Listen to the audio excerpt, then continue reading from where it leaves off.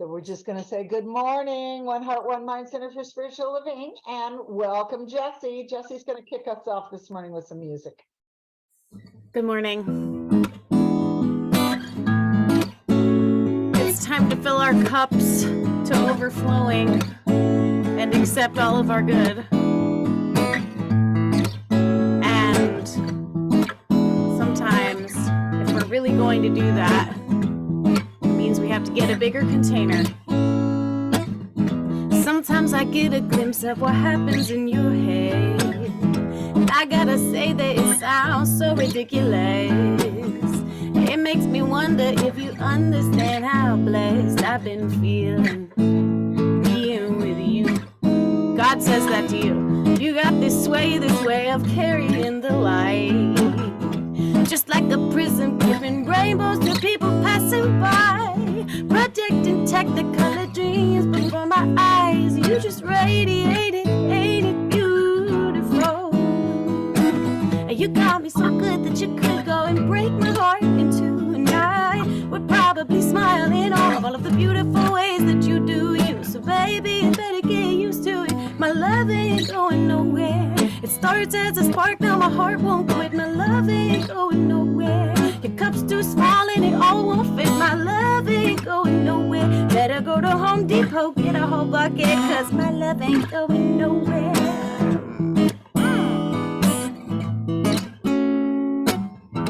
I love to witness you in all your humanness, cause I get to see the things in me that you reflect. I get to real and get this feeling in my chest. I'm in love, baby, with every little piece of you. You got me so good that you could go and leave me in the dust. And I'd be delighted to find there was more of you that I get to love. So baby, you better get used to it, cause my love ain't going nowhere. It starts as a spark, now my heart won't quit. My love ain't going nowhere. Your cup's too small and it all won't fit. My love ain't going nowhere. Better go to Home Depot, get a whole bucket, cause my love ain't going nowhere. Oh yeah. No, no, no, no. No, do, do. Yeah, yeah, yeah, yeah. Baby, stop playing like you ain't amazing, blazing with beauty and truth. Somebody heard me praying, craving, waiting years for a love like you. Baby, stop playing like you ain't amazing, blazing with beauty and truth. Somebody heard me praying, craving, waiting years for a love like you. Waiting years for a love like you. Waiting years for a love like you. Waiting years for a love like you. Waiting years for a love like you.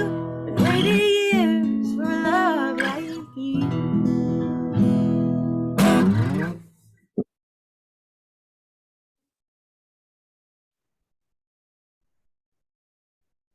Oh, that was great, Jessie. Thank you. Great way to kick off our service. Woohoo! And I would like to invite our practitioner of the day, Ralane Clarke, to open us up with our invocation, our opening prayer. Thank you, Reverend Michelle. So let's close our eyes and just feel that labyrinth energies, that vortex. Even if we weren't there, I think we can feel it. We can tune into it. So let's just feel those energies and the presence of spirit, that light, that loving, beautiful energy of God, of spirit. And I just know that beautiful music just brings us into this presence moment with Jessie's talents and creativities and everyone that's here this morning and Reverend Michelle's talk, I just know contributes to that higher energy of love. And so we're interconnected with that love and that energy. And I know that as we go forth this morning, it's really quite beautiful and it flows in that wonderful energies like the labyrinth. And I'm so grateful for each and every one of you, for this service, for Science of Mind, for Ernest Holmes, and but most importantly, for each and every one of you and our higher consciousness. And so I just know there's a shift, and I release this prayer into the law, knowing that we have a really great morning. And so it is. All right. So this morning, This morning, I really love the topic, feeling groovy. So I wrote a little story. Feeling groovy, being in the groove of life, means to feel my connection with my family and my ancestry. This morning, I want to dedicate this story to my sister, Linda, and our groovy relationship.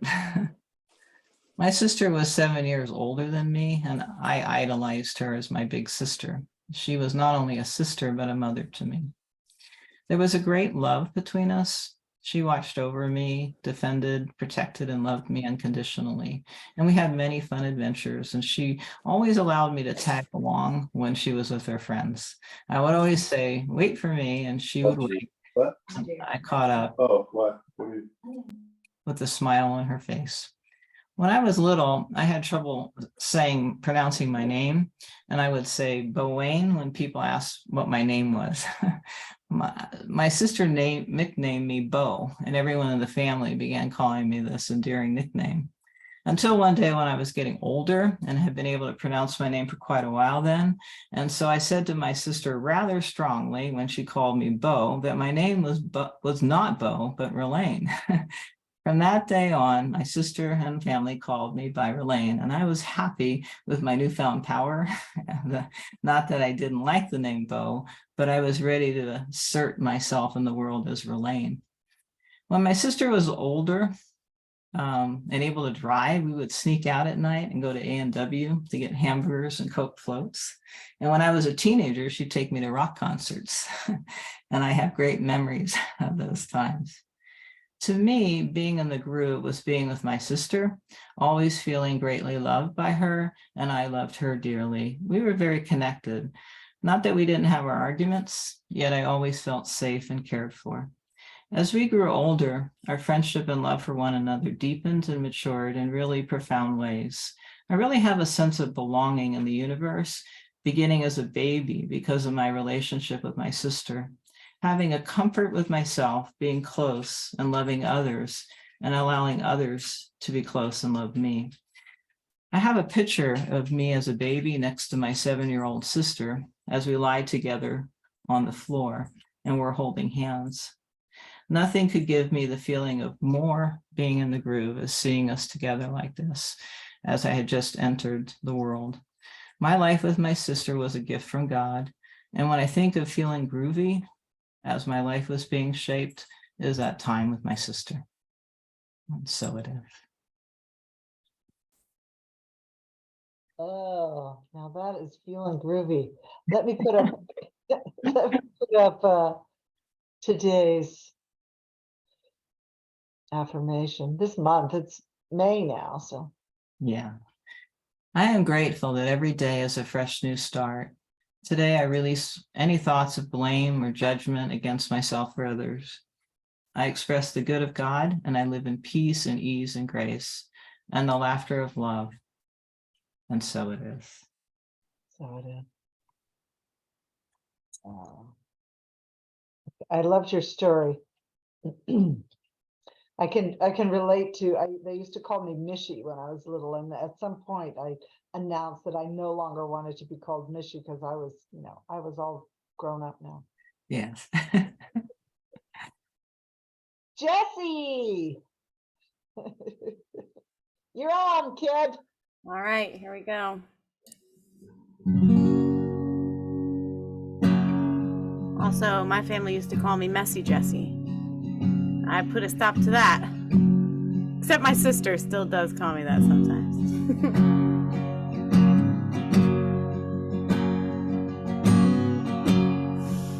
Everyone just take a deep breath.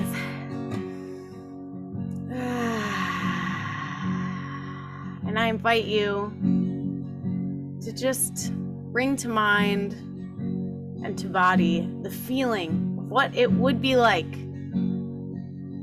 if everything were absolutely perfect, if you were perfect exactly as you are, and whole, and how that would feel. There in the center of my soul, I can feel you all around me. Something holy and untold, but I hear it perfectly. Somehow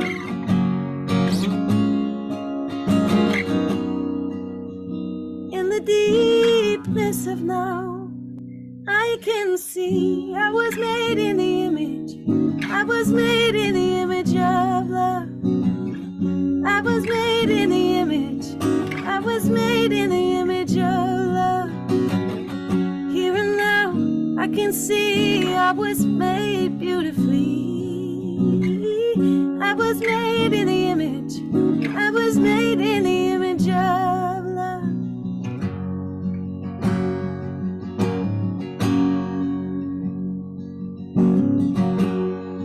Beyond books and words and songs, at the gate of all my longing, leaving certainty behind. Take one step and you come running. It's clear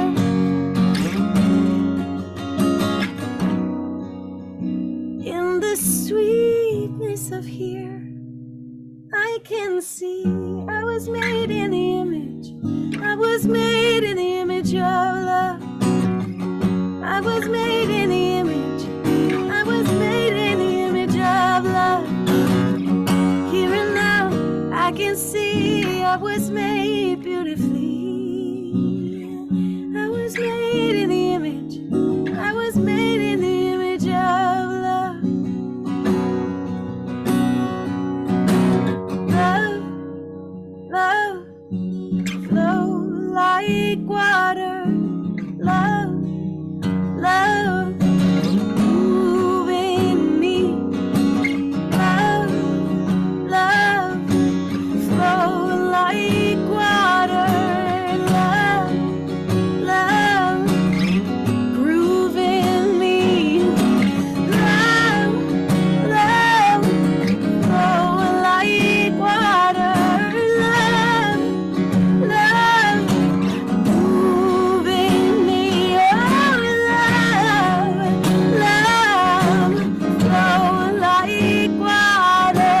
Love, love, move in me.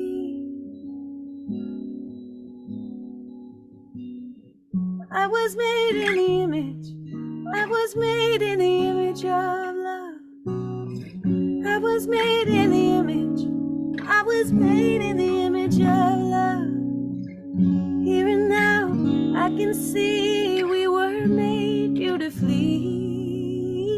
We were made in the image. We were made in the image of love.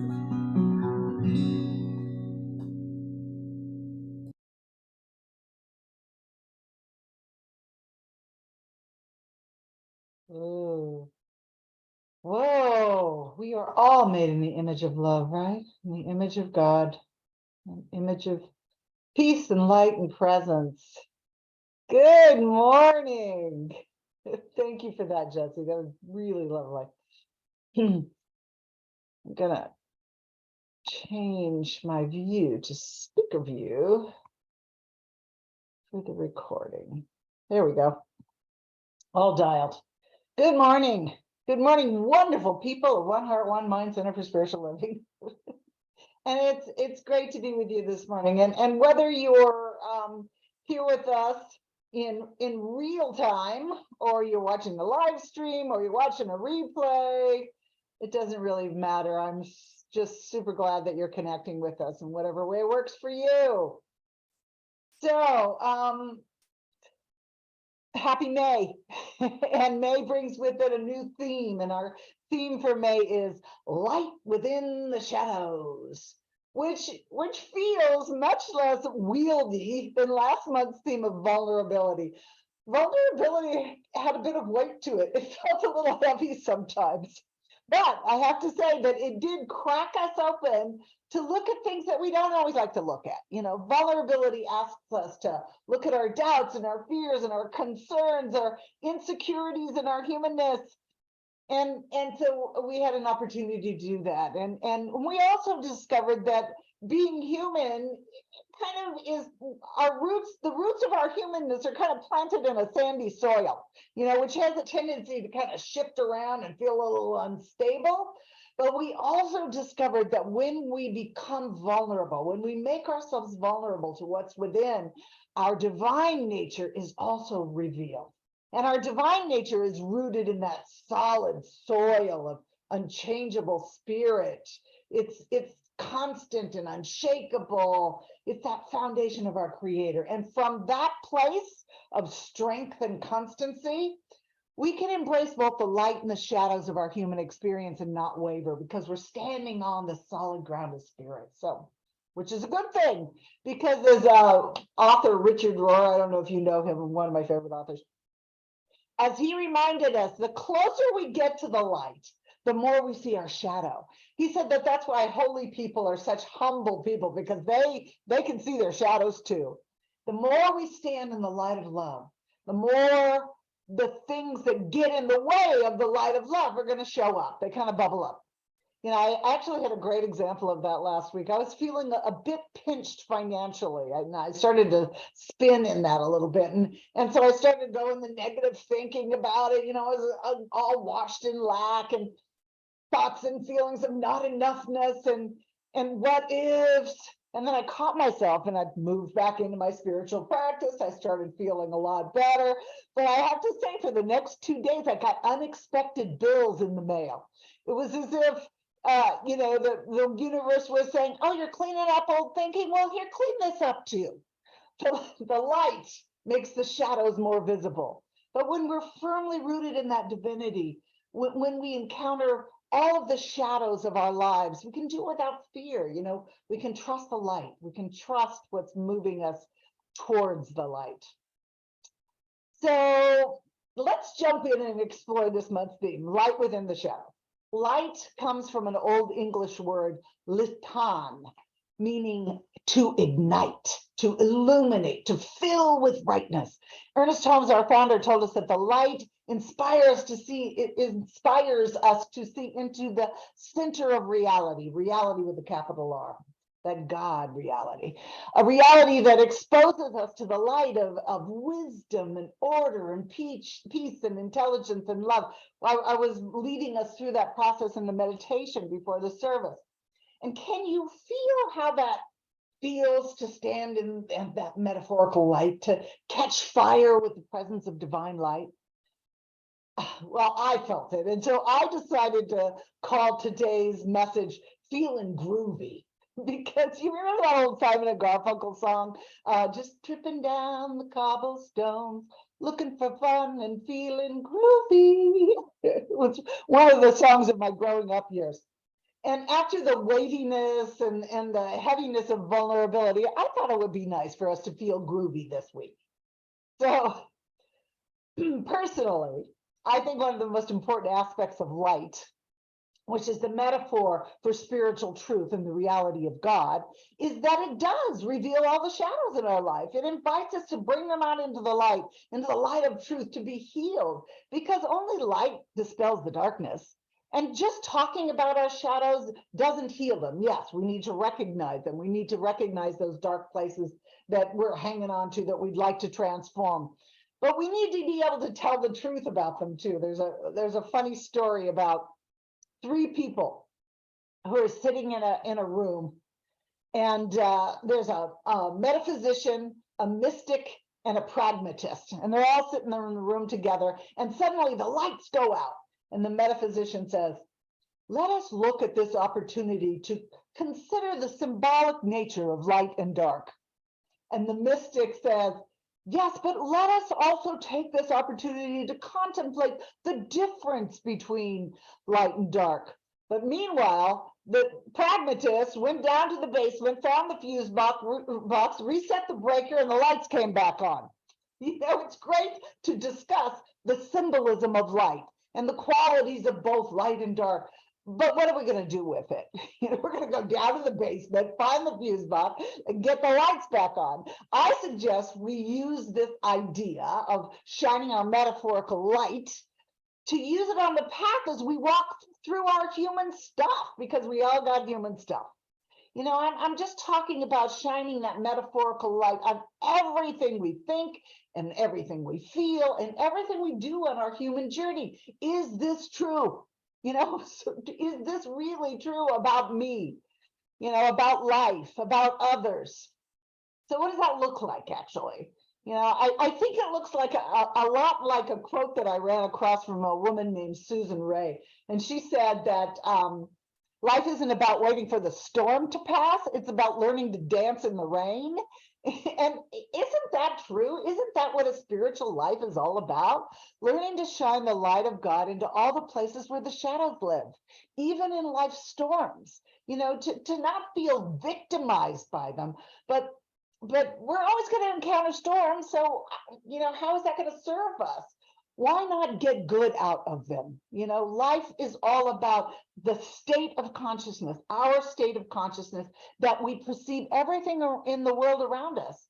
We talk endlessly here about how the art of awareness is becoming aware of what we think and what we feel and how we act in the world, how we see the world. And that depends on what we're seeing from. And we can either perceive the world from our victimhood, or we can perceive it through our enlightenment. There's a great word, enlightenment. I love that word. To be enlightened is to dissolve any obstructions, any hindrances or beliefs or points of view that keep us from living in that presence, in that constant presence of oneness with God. To just stand in that ever-present stream of God's light. Enlightenment brings us into constant awareness of the light of the divine reality. It seems almost crazy to think that we could live there all the time, and honestly, we don't, but we certainly have our moments of moving into that. And we can consciously, when we're in the middle of the storm, remember to shift our awareness, to shine the light out. I'm sure you might have somewhere along the line been exposed to Michael Beckwith's idea of the 4 stages of consciousness. And I think it really speaks to this idea of shifting our perception from it to shine the light into whatever is in front of us in our humanness. So Beckwith says that the development of consciousness moves us through certain stages. And he describes them in this way. And bear with me if you've heard this a million times. I'm going to try and do it in a fresh perspective. So he said the first stage of consciousness is the world happens to me. This is victim consciousness, and don't try to fool yourself. We all experience this stage at some point in our life. Honestly, it's probably more accurate to say at some point in our day. I know that that's true for me. I can be sailing along pretty well, and all of a sudden I might encounter something that makes me feel victimized by the world around us, or by the world around me in some way or another. And that's why I do my spiritual practice. That's why I'm so aware of practicing the art of awareness. The temptation to believe that the world of form is the cause in my life is pretty strong.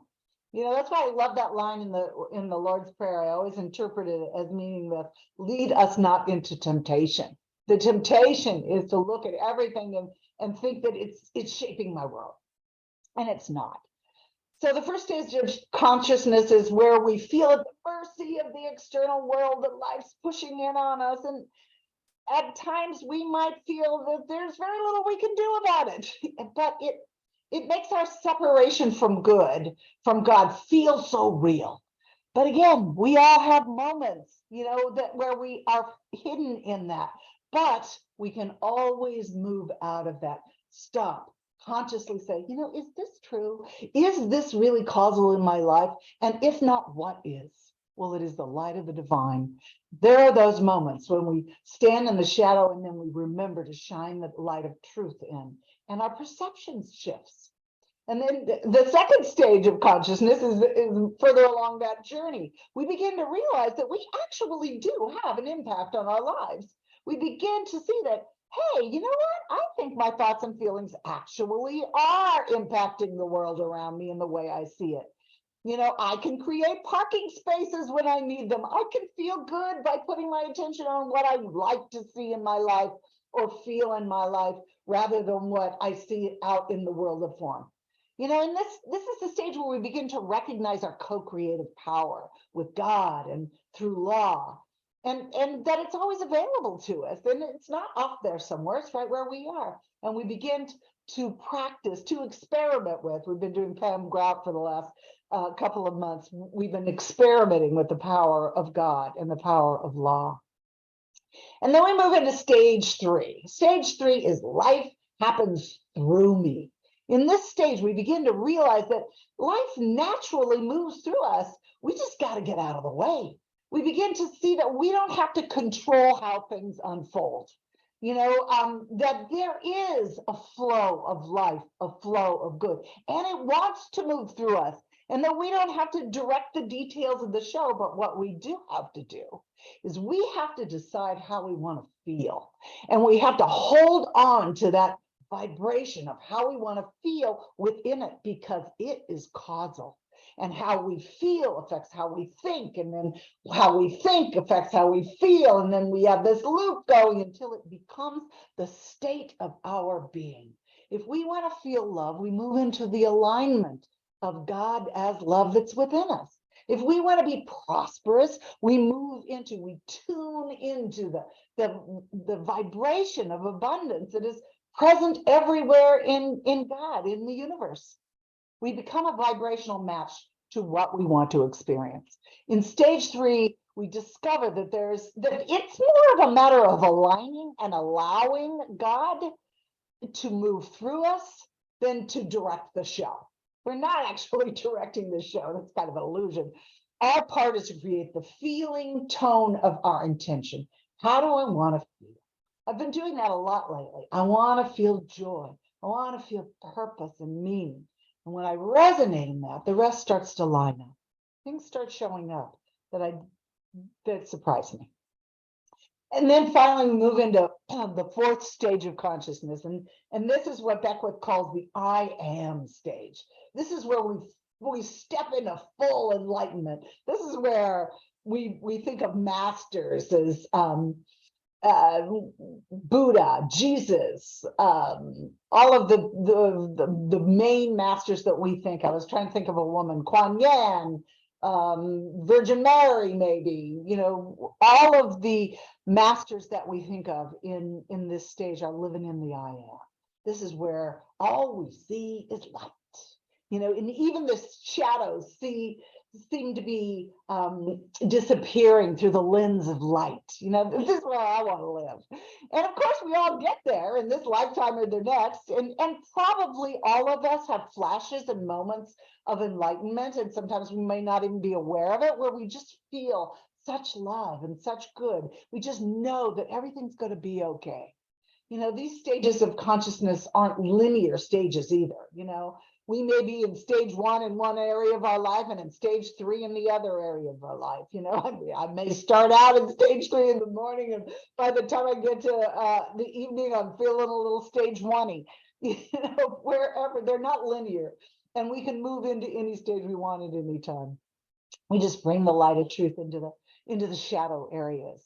The art of awareness. This is the art of asking, what stage, what perspective am I seeing the world from? And what shift is it necessary for me to make right now? There's a story about a guy, I love the story. He's a spiritual seeker. And he's always seeking to be enlightened. And the spiritual seeker worked as a school janitor, and people would see him around the school, never knowing how involved and deliberate and dedicated he was to his spiritual practice and his intention to become enlightened, to be constantly one with God. And one day he had an awakening. Something opened up in him, and he began to see everything differently, began to see everything in light. Everything was infused with the light of love and the love of God. And he went to his spiritual teacher and he said, I'm enlightened. I understand what life is about. I understand what I've been doing. And his teacher said, hold on. let me ask you 2 questions to see if this is authentic. And the first question he asked was, what is Zen? It's a Buddhist story. What is Zen? Which is another way of saying, where's your consciousness? And the man stood before his teacher and he took off his apron, his janitor apron, and his back was erect and his countenance lit up with peace and love and joy. There was a smile on his face and he just radiated grace and confidence. And then his teacher asked, okay, what will you do now? And the man grabbed his apron and he went back to work. And from that moment on, the life force of God infused everything in his life, his thoughts and his feelings and his behaviors. He didn't stop being a janitor, but being a janitor became an extension of the generosity of the Spirit of God within him. He became a pure expression of that which enlightened him. Any idea of separation left him, which shifted his behavior and how he showed up for everything in his life. He was feeling groovy. He didn't got to go anywhere or get anything. He just let go of any obstructions or anything that stood in the way of the full realization of his divine nature. In psychology, we call that a fully actualized consciousness. And, I'm not always there, but I get there and I have moments of that. It's sort of like in Matthew 6, Jesus asked, who by taking thought can add 1 cubit to his stature? Meaning that there's nothing we have to do to add anything to ourselves.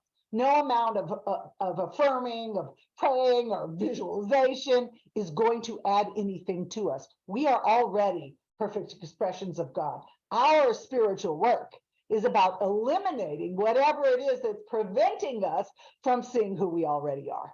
And then we step into enlightenment. And as we do that, we begin to see that not all of the thoughts that come floating through our minds are ours, and that we don't actually have to keep them and make them real. We can if we want to, but we don't have to. And that much of the time what we think and how we feel is simply passing through us. We have opinions and stories and points of view that are ours and coming from other people. We don't have to keep them. We can either attach to them or we can just let them pass through. And enlightenment kind of allows us to differentiate what is coming from our ego self, from the world of form and everything around us, and what is bubbling up from our own divinity. And we want to make that real. Enlightenment wakes us up to the reality of who we are, and that everything else is just passing through. And enlightenment kind of comes in that state of, you can feel it, comes into that state of grace and wisdom and intelligence. It's a direct knowing that flows through us in a way that we personally understand. It's relating to us personally. And then we just become on fire with that divine light. And I'm sure, as I said before, we all of us have probably experienced moments of enlightenment without even really knowing what to call it. Flashes of revelation, intuition, a sense of deep peace and deep knowing, a joy. I could go on and share sometimes, but I won't yet. So I do want to say that feelings are such a great navigating tool for us as we walk through our human lives, because it's easier to notice how we feel than try to be aware of all the thoughts that we're feeling. So if we're not feeling good, we know, and we have the opportunity to shift into a different perspective, to shift into a new idea and let go of an old belief that's making us feel not so great. And as we move into more positive thoughts, they create more positive feelings. They make us feel good. They feel groovy. We feel the light, and that's really our natural home. It's like bringing heaven to earth. And we have that ability. If we're not feeling good, then we can use our discomfort as a navigating tool to guide us back home, to get us feeling groovy again. And I noticed that Ralane said this in her opening, that feeling groovy just means that we're feeling the groove of life, just feeling life flow through us You know, when we're in the groove, it's sort of, whenever I think of feeling groovy, I think of the visual of a record, you know, those old 45s or 33s or whatever, and the needle going in the groove, you know, and making the music, just kind of spinning around and doing life. And when we shine the light of love, of life, of the divine on our world, we unconsciously or maybe consciously give other people permission to do the same thing, to connect with their own source, you know, and to share that presence with the world and everybody that we meet. So I don't know about you, but I have, over the course of my life, run across a few stories that really touched me. You know, stories that I revisit from time to time as reminders of the positive and good that is always available to us through our union with God, through our ability to shine that light. And I'd like to share one with you. And it always makes me cry, so I'm going to try not to cry. But there's something about it that really touches me. It makes me feel that it's true. And it's from a little book. It's an old book, actually. It's a little book, and it's called "It Was on Fire When I Lay Down on It." It's by a man named Robert Fulghum, and he's funny, and he has the best stories. But I'm going to read this one to you because I think it's worth it. So it goes like this. At the last session, on the last morning of a 2-week seminar on Greek culture, led by intellectuals and experts in their fields who were recruited by Papaderos from across Greece. Papaderos rose from his chair in the back of the room and walked to the front, where he stood in the bright Greek sunlight of an open window and looked out. We followed his gaze across the bay to the iron cross marking the German cemetery. He turned and made the ritual gesture. Are there any questions? Quiet quilted the room. These 2 weeks had generated enough questions for a lifetime, but for now, there was only silence. No questions. Papaderos swept the room with his eyes. So I asked, Dr. Papaderos, what is the meaning of life? The usual laughter followed, and the people stirred to go. Papaderos held up his hand and stilled the room and looked at me for a long time, asking with his eyes if I was serious and seeing from my eyes that I was. I will answer your question. Taking his wallet out of his hip pocket, he fished into a leather billfold and brought out a very small round mirror, about the size of a quarter. And what he said went like this. When I was a small child during the war, we were very poor and we lived in a remote village. One day on the road, I found the broken pieces of a mirror. A German motorcycle had been wrecked in that place. I tried to find all the pieces and put them back together, but it was not possible. So I kept only the largest piece, this one.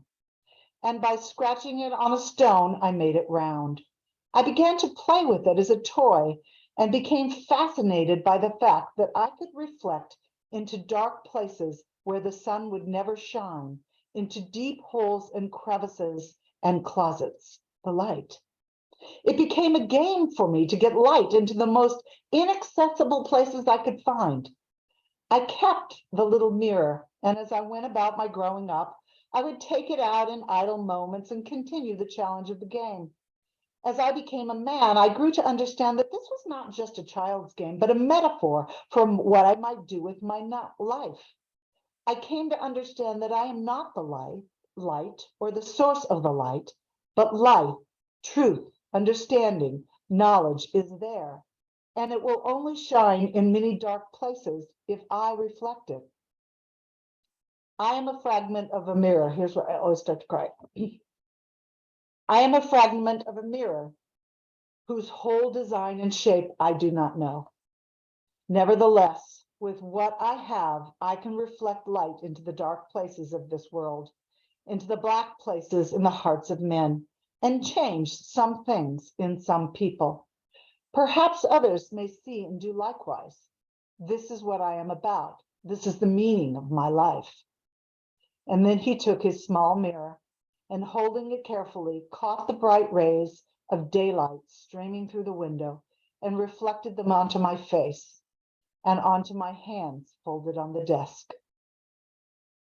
Much of what I experienced in the way of information about Greek culture and history that summer is gone from memory. But in the wallet of my mind, I carry a small round mirror still. Any questions? That is one of my all-time favorite stories. And I think about that, and I think about the light, and I think about what is capable for my life when I use the metaphor of divine light. What can I shine into the world? What can I be? How can I show up?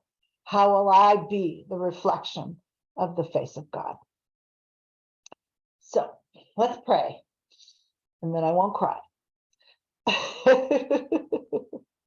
So, stepping into that connection, that light that shines so infinitely through our world, because it is all God, it is all good, and we are living, moving, and having our being within it. And we are reflections of this one light. And so I claim for each and every person that is within the sound of my voice, and each and every person that is not, that there is a shift, a new perception of our enlightenment, and that we release any idea of victimhood or anything that we think limits us in any way, and we blossom into the light, knowing that as we show up, we reflect the divinity of God, that is our purpose, that is why we are here, to love and to be loved. And so I know that this new way of being, this new state of consciousness, which infuses the very being of our soul and our hearts and our minds and our bodies and all that we are, reflects out into the world, in our lives, expressing good and more good, and in the lives of the whole. And I'm so grateful. I'm so grateful for the ability to co-create, for the ability to be a change, the ability to cause a ripple of change in and through and as our world. So I just relax in knowing that all is well, knowing that these words I speak are making their way into demonstration. They have no choice. So relaxing in that, we know all is well. And we say together, and so it is. And so it is. Okay. I just thought of that story as I was moving into, as I was doing my, writing my talk. I was thinking about stories about light, and I went, oh yeah, one of my favorite stories. So I'm glad I get to share that with you. So Thank you. I believe, you're welcome. I believe, yeah. Yeah, so thank you so much for that story. That was beautiful. And now it is time for us to show some gratitude by sourcing the center a bit. It's time for our offertory.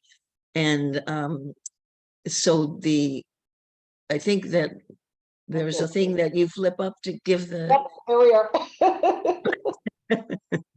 There's the Venmo. I think we all know what to do. There's the Venmo, or sending a check to Jim Massapus, and his thing, number, address, what have you, is on not in the chat, but if you don't know it, you know, pop me a text or something, I'll send it to you. I'm doing the whole shebang today because Jean and Jim aren't here, so I didn't put it in there. Oh, okay. Lo siento. Okay. I took it. Let me just say, I'm sorry. Don't mean to step on your toes, Lisa. If No, you go want ahead. to get into our center, please consider doing so. I could really use your support. I mean, I know that that it's all about consciousness, but let me tell you, if you want to see money show up in your life, then you give money. If you want love to show up in your life, you give love. If you want abundance, you give abundantly. So anyway, that's my spiel. Sorry. Well, and the other thing that came to me earlier today, I was just thinking about gratitude. And it's like, also, it's nice to support a person or an organization that gives you something to be grateful for. And I think spiritual life enhancement is one of the greatest gifts we can receive as we try to move our way through the craziness of life, the light and the dark. Well said, Lisa. Thank you. Yes. Okay, I'm playing with, I don't know why I'm struggling with this today. Hang on a second. And here we go. Okay, let's say together, everything flows from the nature of God's good. We receive from this flow, we give from this flow, we give in gratitude and in love. We have faith in the infinite giving nature of spirit, and so it is. So it is. Thank you, Lisa. Yvonne. Here I am. I have a few little things. Monday from 6 to 6:20, we have our usual Zoom silently praying for One Heart, One Mind Center, or also, I should say not or, but and what anything else that you feel you need to pray yourself with. And so we'd love you to join us from 6 to 6:20. It's really nice. That's a great thing, great way to explain it. It's nice. Tuesday evening, spiritual learning group, we're from 6 to 7. On Tuesday, the learning circle will be discussing chapter 1 of Life Loves You, which is written by Louise Hay and Robert Holden. And they're really wonderful. They were wonderful writers together, and it's full of nice stories. It's really fun to read. The chapter explores the mirror principle, which tells us the world mirrors our relationship with ourselves. And Reverend Michelle has made the reading available online. So that's going to be, we may not do the whole book, but we're starting with chapter 1. And it looks like this. So you can see that chapter 1 sounds a lot, well, I guess I can't show you because I have my. There you go. Now we can see it. Life Loves You. It's not much to read. It seems like a lot, but these pages are small. So, so there you go. And then I just want to remind you to not forget about unexpected income. You won't have any if you don't expect it, which is kind of what Reverend Michelle just said. And then you have to tithe it to our center. And I want you to know that I personally won $29 at bingo this week, and I sent 90 cents to Michelle this morning. But it's really fun.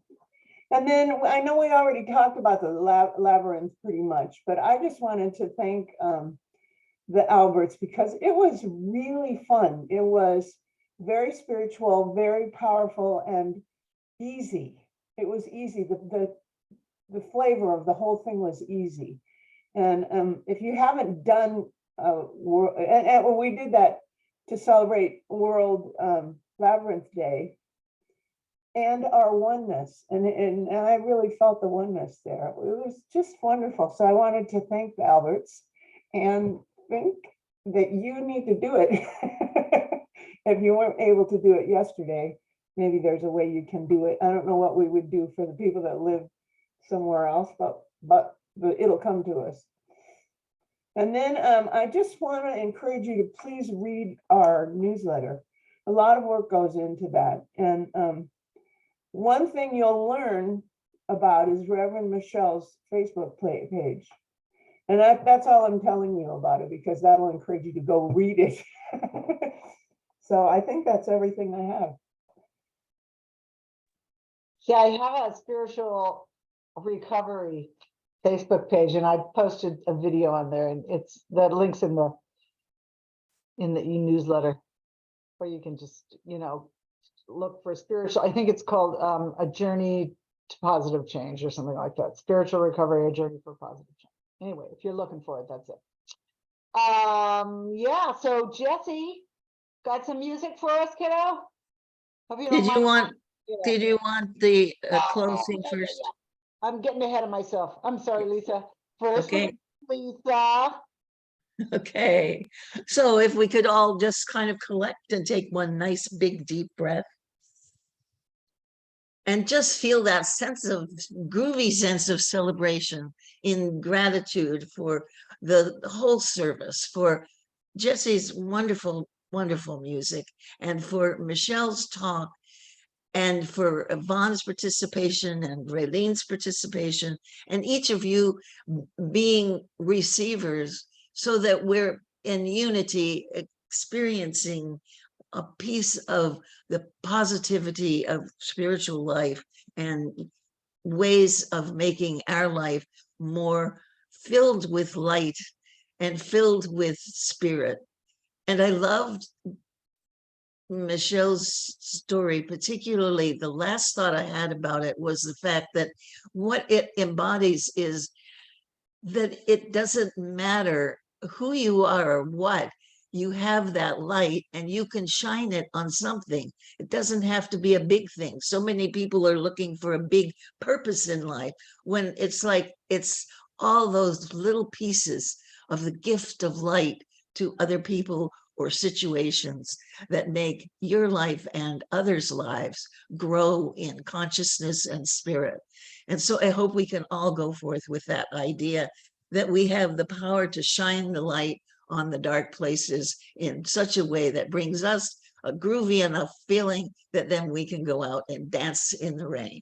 And I release my word into the law, and I release by saying, and so it is. And so it is. Now it's your turn, Jesse. Okay. Thank you. I've got my grooviest song in the catalog, even though I think I played it for you guys already, but that's okay.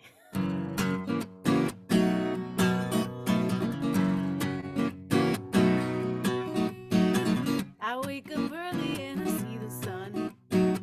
I don't know how it does it every day. It rises up and then it falls again. Oh, and only to die away. Look in the mirror and I see myself. I don't know how I do it every day. Standing on this big blue rock, not knowing what I'm doing here. Still believing there's a reason, keep on keeping on my way. Each time I open my eyes, that's when I get to decide how I am gonna show up and show out in this life.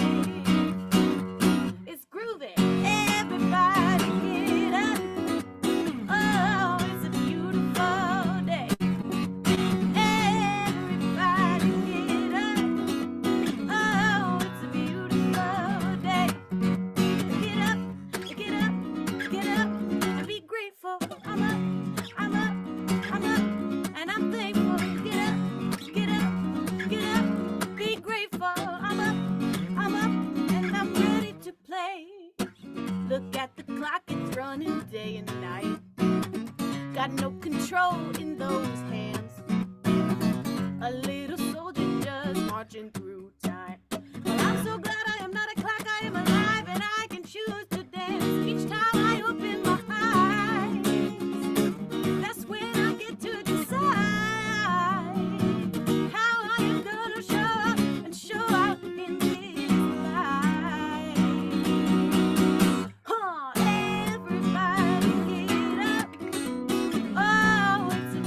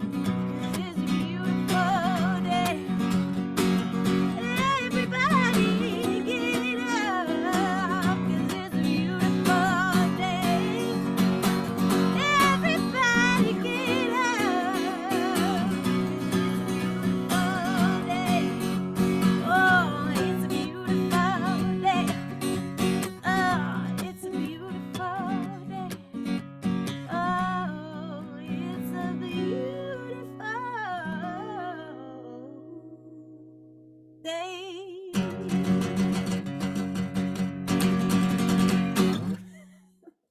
Woo! Well, if you weren't feeling groovy before, you are now. Oh, thank you, Jesse. That was awesome. I'm gonna stop the live stream. And, oh, wait. There we go.